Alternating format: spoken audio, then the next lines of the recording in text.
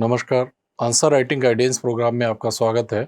आज के इस प्रोग्राम में क्वेश्चन हमने लिया है, महाद्वीपीय विस्थापन के सिद्धांत से आप क्या समझते हैं? इसके पक्ष में प्रमुख साक्ष्यों की विवेचना कीजिए। कीजिए की स्पेलिंग गलत लिखी हुई है। जहां पर बड़ी की मात्रा होनी चाहिए वहां पर छोटी की मात्रा है, और जहां पर छोटी की मात्रा होनी चाहिए वहां पर बड़ी की मात्रा है।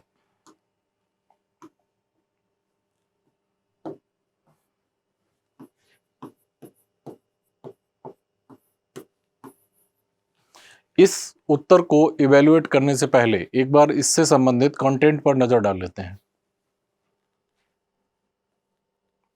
सामान्य से दो पैराग्राफ लिए हैं, एनसीईआरटी थे, 11th क्लास की जो एनसीईआरटी है उससे दो पैराग्राफ लिए हैं जिनसे महाद्वीपीय विस्थापन सिद्धांत को समझेंगे। जर्मन मौसमविद अल्फ्रेड वेगनर ने महाद्वीपीय विस्थापन सिद्धांत सन 1912 में प्रस्तावित किया। यह सिद्धांत महाद्वीप एवं महासागरों के वितरण से संबंधित था। इस सिद्धांत की आधारभूत संकल्पना यह थी कि सभी महाद्वीप एक अकेले भूखंड में जुड़े हुए थे। वेगनर के अनुसार आज के सभी महाद्वीप इस भूखंड के भाग थे तथा ये एक बड़े महासागर से घिरा हुआ था। उन्होंने इस बड़े महाद्वीप को पैंजिया का नाम दिया। पैंजिया का अर्थ है संपूर्ण पृथ्वी, और विशाल महासागर को पैंथालासा कहा। इस सिद्धांत के अनुसार वेगनर महोदय ने यह समझाया कि प्रारंभ में जो वर्तमान समय के महाद्वीप हैं, स्थलीय भाग हैं, एक ही जगह पर एकत्रित थे, और इस विशाल स्थल खंड को उन्होंने पैंजिया का नाम दिया और बताया कि ये पैंजिया या जो विशाल स्थल खंड था, ये एक चारों ओर से विशाल महासागर से घिरा हुआ था। इस विशाल महासागर को उन्होंने पैंथालाशा का नाम दिया।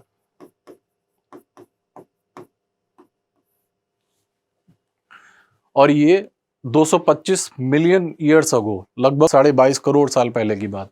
उसके बाद वेगनर महोदय ने बताया कि पैंजिया का विभाजन दो भागों में हुआ, उत्तरी भाग में लॉरेशिया और दक्षिणी भाग में गोंडवानालैंड। इसके बाद इसका क्रमिक रूप से और ज़्यादा विभाजन हुआ और ये इस तरीके से इस रूप में आया, और वर्तमान समय में जो महाद्वीप हैं, ये इस प्रकार से वर्तमान अस्तित्व में स्थलखंड विभाजित होकर इस प्रकार से वर्तमान अस्तित्व इन्होंने ग्रहण किया। ये समझाना चाहते थे वेगनर महोदय अपने महाद्वीपीय विस्थापन सिद्धांत के बारे में। वेगनर के तर्क के अनुसार लगभग 20 करोड़ वर्ष पहले इस बड़े महाद्वीप पैंजिया का विभाजन आरंभ हुआ। पैंजिया पहले दो बड़े महाद्वीपीय पिंडों लॉरेशिया और गोंडवानालैंड क्रमशः उत्तरी व दक्षिणी भूखंडों के रूप में विभक्त हुआ। इसके बाद लॉरेशिया व गोंडवानालैंड धीरे धीरे अनेक छोटे हिस्सों में बट गए जो आज के महाद्वीप के रूप में है। और नीचे जो दो लाइनें लिखी हुई हैं, इन दो लाइनों में वेगनर महोदय ने उन बलों के बारे में चर्चा की जिन बलों के प्रभाव से महाद्वीपों का विखंडन और विस्थापन हुआ। पहला था पोलर या ध्रुवीय फ्लीइंग बल। ध्रुवीय फ्लीइंग बल पृथ्वी के घूर्णन से संबंधित है, और दूसरा था ज्वारीय बल जो कि सूर्य और चंद्रमा के आकर्षण बल से संबंधित है। और इसके बाद महाद्वीपीय विस्थापन सिद्धांत के पक्ष में उन्होंने कुछ प्रमाण दिए। पहला दिया महाद्वीपों में साम्य। महाद्वीपों में साम्य का मतलब यह हुआ कि जब आप देखेंगे, यहाँ पर इस इमेज में देखेंगे कि ये दक्षिण अमेरिका हो गया, ये अफ्रीका हो गया। वर्तमान समय में दक्षिण अमेरिका यहाँ है, अफ्रीका यहाँ है।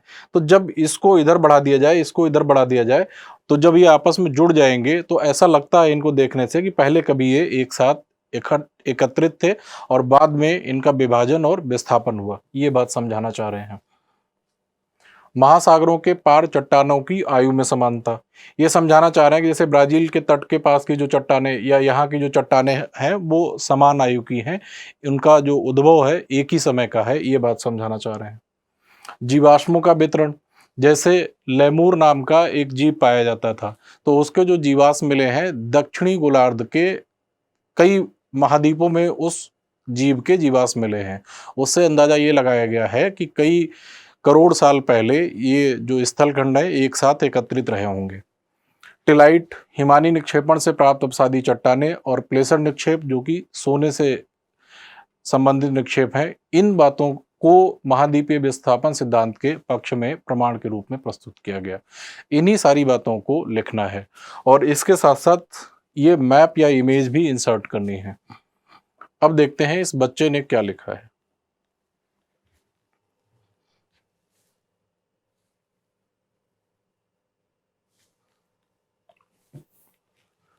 महाद्वीपीय विस्थापन के सिद्धांत से तात्पर्य महाद्वीपों के विस्थापन संचलन मूवमेंट से है, जिसका प्रतिपादन 1912 में अल्फ्रेड वेगनर द्वारा किया गया था। एक ही शब्द के लिए 2-3 शब्द एक्स्ट्रा लिखने की क्या जरूरत थी, और मूवमेंट तो इंग्लिश का वर्ड है, जिसका प्रतिपादन 1912 में अल्फ्रेड वेगनर द्वारा किया गया। ये बात सही है। इस सिद्धांत के माध्यम से वेगनर, ये शब्द ये भूगार्भिक लिखना चाह रहा है बच्चा, स्पेलिंग गलत है। भूगार्भिक इतिहास में पृथ्वी पर जलवायु, जलवायु नहीं, जलवायु होना चाहिए, जलवायु नहीं, परिवर्तन की, इस बच्चे को स्पेलिंग में काफी समस्या है। हर लाइन में 2-3 शब्द गलत लिखे गए हैं। परिवर्तन नहीं होता है, परिवर्तन होता है। परिवर्तन की व्याख्या करना चाह रहे, की नहीं। इस सिद्धांत के माध्यम से वेगनर भूगर्भिक इतिहास में हुए पृथ्वी पर जलवायु परिवर्तन की व्याख्या करना चाहते थे। ये शब्द मैं नहीं समझ पा रहा हूं क्या लिखा हुआ है। अध्ययन के दौरान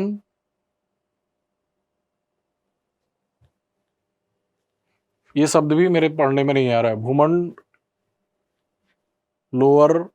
लोअर कुछ इस तरह से लिखा है। अनेक क्षेत्रा, क्षेत्रा शब्द भी सही नहीं है। अनेक क्षेत्रा में,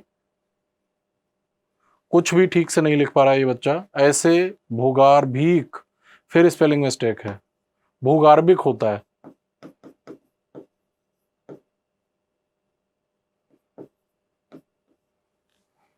प्रमाण मिले जिससे ज्ञान होता है कि एक ही स्थान पर समय समय पर जलवायु परिवर्तन हुए। विराम चिन्ह भी नहीं लगाया। इससे तात्पर्य लिखना चाह रहा है। इससे तात्पर्य या तो जलवायु, जलवायु नहीं जलवायु, कटिबंधों का स्थानांतरण होना चाहिए। स्पेलिंग में बहुत गलतियां हैं इस बच्चे के कॉपी में। स्थानांतरण हुआ होगा, या फिर किसी समय स्थलखंडा, स्थलखंडा नहीं स्थल खंडों, स्थलखंड ऑब्लिक लिखना चाह रहा है, ठीक से लगा नहीं पाया स्लैश को।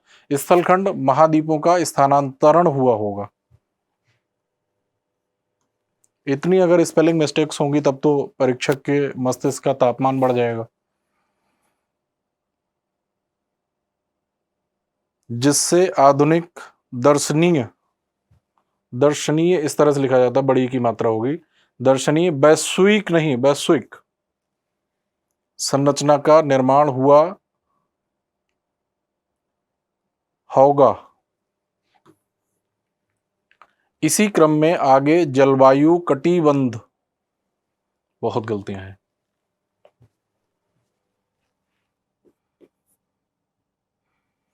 के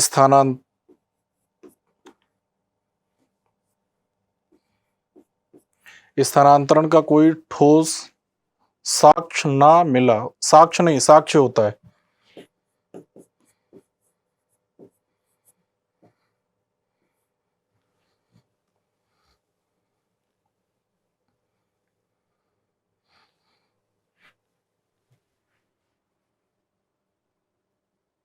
कोई ठोस साक्ष्य ना मिला, परिणाम स्वरूप महाद्वीपीय विस्थापन को बल मिला। आगे लिखा है, इस कॉपी में स्पेलिंग की बहुत ज्यादा गलतियां हैं। हर दूसरा तीसरा शब्द गलत लिखा हुआ है। अगली लाइन में लिखा है, वेगनर के अनुसार 260 बिलियन साल पहले। 260 बिलियन कैसे हो जाएगा? पृथ्वी की आयु ही 4.6 बिलियन ईयर्स है, 4.6 अरब साल पहले। 260 बिलियन कैसे हो जाएगा? 260 मिलियन लिखना चाहिए इसे। वेगनर के अनुसार 260 बिलियन साल पहले पृथ्वी पर एक सुपर महाद्वीप पेंजिया था। सुपर नहीं, विशाल महाद्वीप। सुपर इंग्लिश का वर्ड है। महाद्वीप पेंजिया भी ठीक से नहीं लिखा है। तथा सुपर समंदर पैंथालास था। सुपर इंग्लिश का वर्ड है, विशाल लिखना चाहिए, समंदर नहीं, समुद्र या महासागर। पैंथालास नहीं, पैंथालासा। कालांतर में जलवायु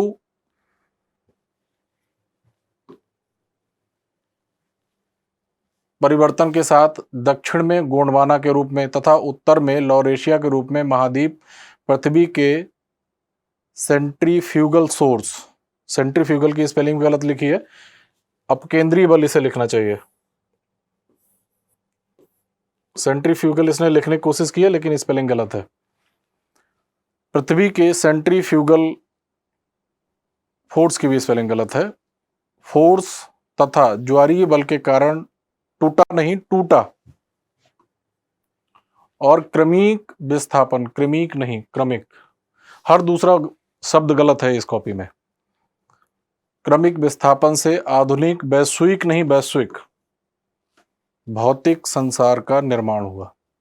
अब इसने क्या लिखा तो मैं वही भूल गया हूं, गलतियां इतनी ज्यादा हैं, फिर से देख लेते हैं एक बार।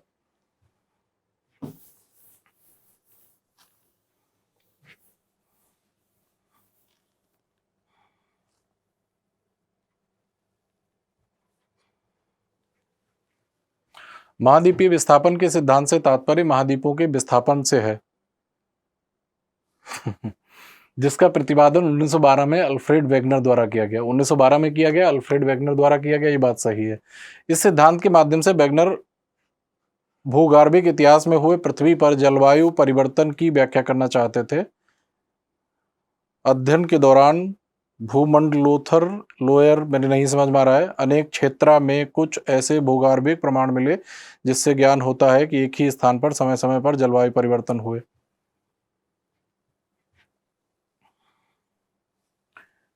इससे तात्पर्य या तो जलवायु कटिबंधों का स्थानांतर हुआ होगा या फिर किसी समय स्थलखंड महाद्वीपों का स्थानांतर हुआ होगा जिससे आधुनिक दर्शनीय वैश्विक संरचना का निर्माण हुआ होगा। इसी क्रम में आगे जलवायु कटिबंधों के स्थानांतर का कोई ठोस साक्ष्य न मिला, परिणाम स्वरूप महाद्वीपीय विस्थापन को बल मिला। इस बच्चे ने यहाँ पर जो पैराग्राफ लिखे हैं, स्पेलिंग की एरर्स को अगर छोड़ दिया जाए तो मैं समझता हूँ ये पृष्ठभूमि को समझाने का प्रयास किया है। और अगले भाग में लिखा है, वेगनर के अनुसार 260 बिलियन साल पहले पृथ्वी पर एक सुपर महाद्वीप पेंजिया था। नया सुपर समंदर पैंथालासा था। कालांतर में जलवायु परिवर्तन के साथ दक्षिण में गोंडवाना के रूप में तथा उत्तर में लॉरेशिया के रूप में महाद्वीप पृथ्वी के सेंट्रीफ्यूगल फोर्स तथा ज्वारीय बल के कारण टूटा और क्रमिक विस्थापन से आधुनिक वैश्विक भौतिक संसार का निर्माण हुआ। ये बात स्पष्ट रूप से लिख नहीं पा रहा है, इसके सेंटेंस में भी प्रॉब्लम है और इसकी स्पेलिंग हर दूसरा शब्द गलत है और आर्टिकुलेशन में भी प्रॉब्लम है। अपने इस सिद्धांत के पक्ष में वेगनर द्वारा कुछ भी नहीं ठीक से लिख पा रहा है। कुछ भी नहीं का मतलब है कुछ शब्द भी ठीक से नहीं लिख पा रहा है। कुछ तर्क, प्रमाण, साक्ष्य प्रस्तुत किए जो निम्न लिखित हैं। यहां पे भी गलतियां हैं, स्पेलिंग की एरर्स हैं, मैं इनलार्ज करके दिखा दे रहा हूं।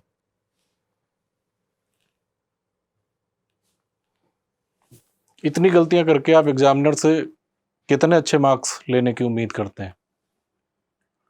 प्रारंभिक दृष्टि होता है से जब हम सभी महाद्वीपों को एकत्रता में जोड़ते हैं तो ऐसा प्रतीत होता है ये कभी एक ही महाद्वीप रहे होंगे। ठीक है, महाद्वीपों में साम्यता वाली बात पूरी हुई। महासागरों के पास स्थित चट्टानों, महासागरों के पास नहीं, महासागरों के पार या महासागरों के दोनों किनारों पर स्थित चट्टानों, आयु एवं संरचना समान। एटलास एवं, ये वर्ड मेरे समझ में नहीं आ रहा किस पर्वत की बात कर रहा है। अलग अलग महाद्वीपों पर मिले कुछ ऐसे जीवाश्म मिलते हैं जो इस बात की ओर इशारा करते हैं कि होना चाहिए कभी ये एक ही जलवायु में रहे होंगे। एक ही जलवायु में नहीं, एक ही स्थल खंड में रहे होंगे। अंटार्कटिक, भारत, अफ्रीका, अमेरिका में मिले कोयले के समान तत्व वाले, कोयले के समान तत्व वाले किसकी बात कर रहा है? तत्व वाले भंडार ऐसा प्रतीत कराते हैं कि यह कभी एक ही जलवायु के प्रदेश रहे होंगे। एक ही जलवायु के नहीं, एक ही स्थलखंड के भाग रहे होंगे।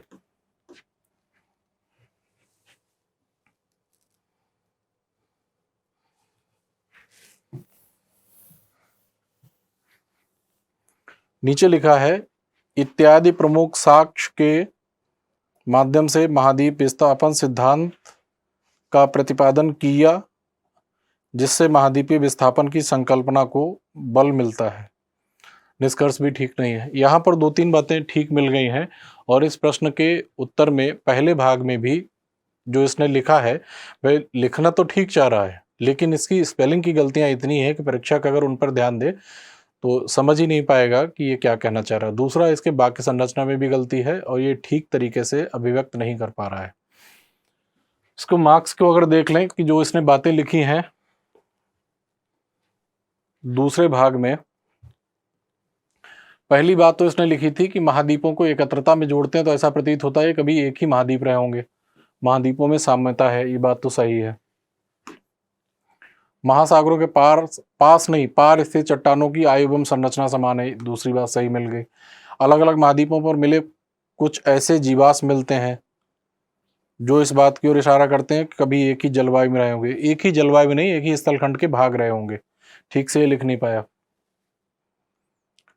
भारत अफ्रीका महाद्वीप में मिले कोयले के समान तत्व वाले, कोयले के समान तत्व वाले क्या कहना चाह रहा है? ऐसा प्रतीत होता है कि कभी एक ही जलवायु के प्रदेश रहे होंगे। फिर से ये जलवायु के प्रदेश की बात कर रहा है, जबकि इसको लिखना चाहिए कि कभी एक ही स्थलखंड रहे होंगे, एक ही स्थलखंड के भाग रहे होंगे। लेकिन फिर भी लिबरल होकर इसे 1.5 नंबर दिया जा सकता है। लेकिन इस तरीके के जो उत्तर आते हैं एग्जामिनर के लिए काफ़ी इरिटेटिंग होते हैं, क्योंकि अगर एक पैराग्राफ में अगर स्पेलिंग की एक गलती आती है वो तो समझ में आता है, लेकिन अगर हर दूसरा शब्द ही गलत होगा तो ये काफ़ी परेशान करने वाला होता है। दूसरी चीज, यहां पर जो मैप दिया गया है वो मैप भी गलत है। अब पहले भाग का मूल्यांकन कर लेते हैं। पढ़ तो लिया था हम लोगों ने पहले भाग को भी और समझ लिया था कि स्पेलिंग के मिस्टेक्स बहुत ज़्यादा हैं, लेकिन यहाँ पर ये जो पहले भाग में इसने भूमिका में जो बात समझाने की कोशिश की है वो बात सही है। और अगर इसमें स्पेलिंग एरर्स ना होती, वाक्यों की संरचना भी ठीक होती तो फिर मैं इसे 2 नंबर देता, लेकिन यहां पर मैं इसे थोड़ा सा कम नंबर दूंगा। और जहां पर ये मुख्य भाग था वहां पर एक तो इसने तथ्यों की भी गलती की है। सेंट्रीफ्यूगल लिखा है जो भी ठीक नहीं है, लेकिन हालांकि जो बात लिखना चाहिए वो ठीक लिखी है। लेकिन प्रश्न की जो मूल मांग थी वह मूल मांग यही थी जो बात इसने यहाँ पर लिखी थी, और इस बात को इसे कुछ इमेजेस, कुछ मैप्स के माध्यम से सब्सटेंशिएट करना चाहिए था। लेकिन इसने प्रश्न का जो पहले भाग में पूछा गया था उसको केवल एक पैराग्राफ में ही सिमटा दिया है। बहुत ही कम बातें लिखी हैं और इमेजेस, मैप्स भी नहीं दिए हैं। यहाँ पर मैं उसे 1 नंबर दूंगा। और इसके साथ साथ तथ्यात्मक गलतियां भी हैं, स्पेलिंग एरर्स भी हैं। तो इस तरीके से देखेंगे तो इस बच्चे को मिलते हैं 15 में से 4 नंबर। और इस बच्चे को सलाह दी जाती है, पहली सलाह कि जो स्पेलिंग की गलतियां हैं उनको कम करे। दूसरा, वाक्य संरचना भी स्पष्ट नहीं है, वाक्यों से बात पूरी तरह से समझ में नहीं आ रही है।